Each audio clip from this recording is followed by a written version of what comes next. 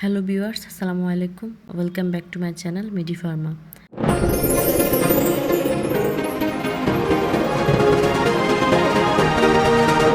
আজকে আমরা যে ক্রিমটি নিয়ে আলোচনা করব তার নাম হচ্ছে গ্লাইকোলিক অ্যাসিড ক্রিম।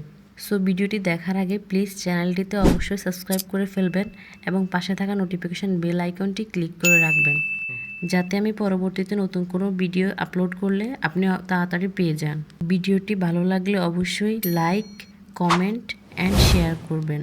যদি আপনার স্কিনে ডার্ক সানটেন হয়, নি আন্ডার আর্মস ডার্ক হয় এবং আপনার কোনো এমন ক্রিম চাই যা আবার আগের মতো হোয়াইট করে ফেলবে, স্কিন সফট এবং লাইট করে, তার জন্য ব্যবহার করতে হবে গ্লাইকোলিক অ্যাসিড ক্রিম।